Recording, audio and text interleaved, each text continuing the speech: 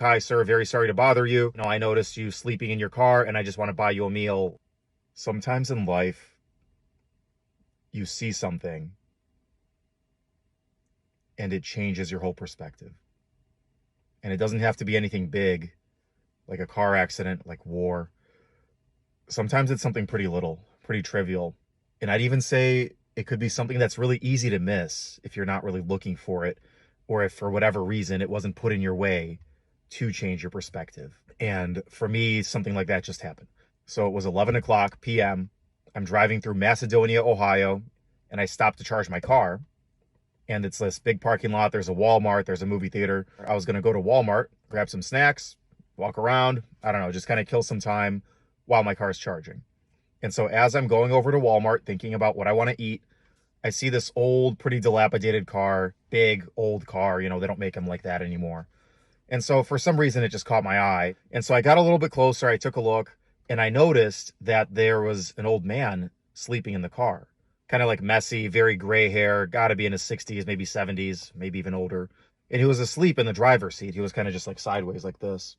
And I could also hear something coming from inside the car. And I noticed he had the radio on.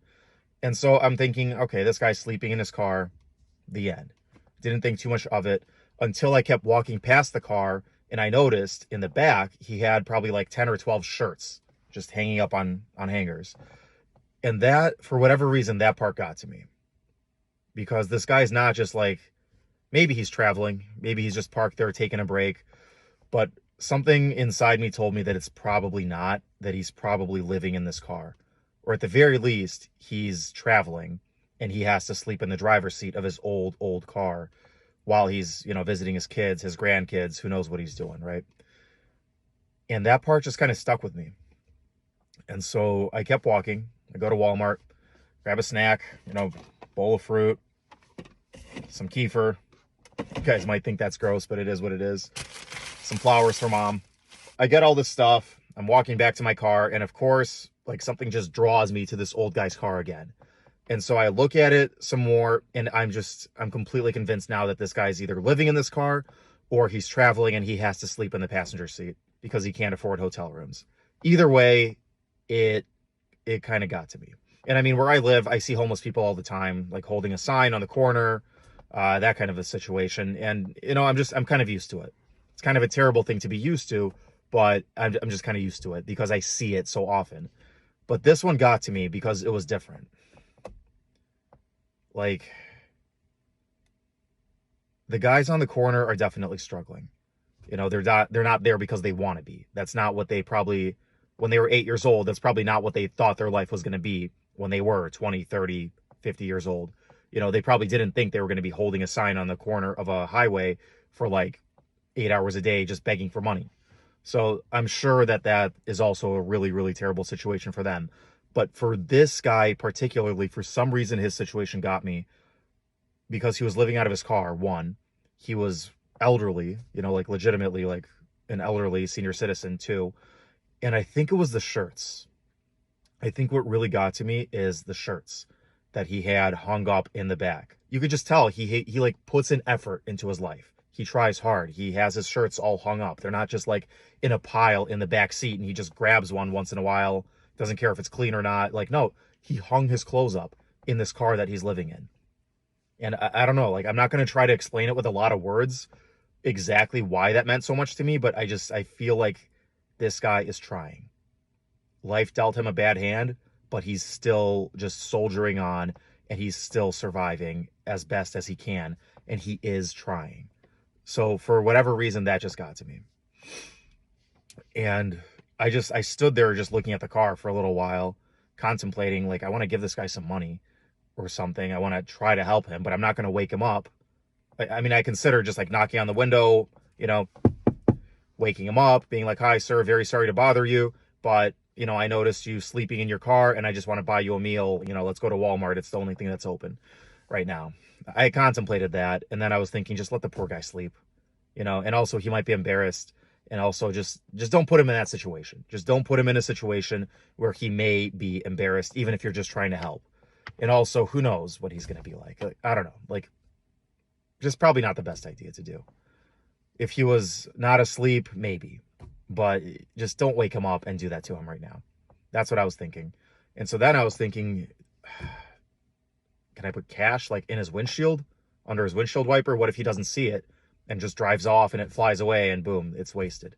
Or even worse, what if someone comes by the car just like I did, notices the cash and steals it from this guy? Just takes it. You know, what then? And I don't know. So what I tried to do at first, like I checked my wallet. I had a little bit of money left over from the weekend just from pulling it out of the ATM. And so at first I tried to like force it into like the seam between his window and the door, just so that it's like nice and secure, it wouldn't blow away in the wind.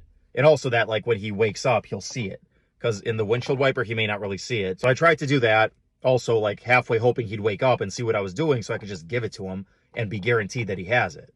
But so I tried that for a second. It didn't really work. And so then finally I was just like, screw it. I put it in his windshield wiper and just walked away, and was thinking like, if someone takes it, then whoever is literally robbing a poor old man living in his car is probably even more desperate than this poor old man, and, you know, needs the money anyway. So boom, fine, whatever. You help somebody anyway. The end. That's fine. If this guy doesn't see it and he drives around like that, maybe he'll see it later. If it just blows away, then it does. Okay, I don't know. I still think that it's worth the chance of just giving this guy some money, even if like it doesn't really get to him. So either way, that's what I ended up doing. And I was just walking back to my car thinking, you know, this like moderately small amount of cash, I'll budget it, obviously, just so I know where it went. But at the end of the day, it doesn't mean anything to me. 10 times that wouldn't really mean all that much to me. I'd be pretty mad if I lost it, but it also wouldn't change what I do the next day, the day after, the following week. Like nothing will change whatsoever in my life. If it was 100 times that, yes, that would be a big deal. But the amount that I gave him, that I actually had in cash in my wallet, 10 times that amount, it would be annoying to lose, but it wouldn't be life-changing. However, for him, it is life-changing. So I think that's mainly why I'm making the video. I'm not trying to like get clout or that like share that I did what I think is a good deed. Like if anyone watching knows me in real life, you've seen me do this stuff. Like the only people I care whose opinion about is people that are close to me, and they already know that I do this kind of stuff. So I'm not trying to do anything like that. I'm not trying to make this about me. I want to make this about this guy, and even more so about millions of people just like him that you guys come across in your daily life that you could do something for. And like, most people are not rich, right? Most people watching this statistically are probably not rich. And so you think, what am I going to do with $4? You know, like, what's that going to help at all? It will. It will. Trust me. Look in your wallet, whatever you have cash-wise right now. That wouldn't make a big difference if you just woke up tomorrow and misplaced it. You know, you might be a little bit mad, you might be a little bit annoyed, but you're not going to miss a meal, you're not going to miss a mortgage payment, you're not going to miss a car payment if you lose this amount of money right now. Whatever that amount of money is out of your wallet, go find someone like this guy and give it to them. Here's why. Because $4 gets him a hot coffee and a hot breakfast tomorrow. And that he probably would not have given himself that. You know, if he's like completely strapped for cash living in his car, this old guy probably is like eating freaking Cheerios or something. You know, a box of Cheerios for the whole week. That's probably his breakfast. So $4, you can give this guy a hot coffee, hash brown, and like an egg McMuffin. He gets a hot breakfast and a hot coffee. That's $4. $15 gets him a proper lunch. You know, he gets a drink. He gets some vegetables in there.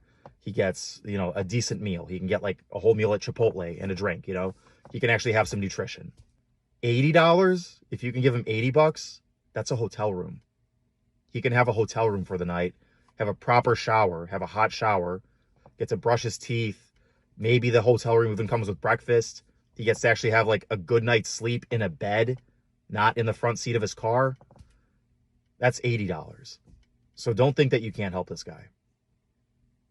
Anything you can do will be life-changing for him and will be almost not noticeable for you.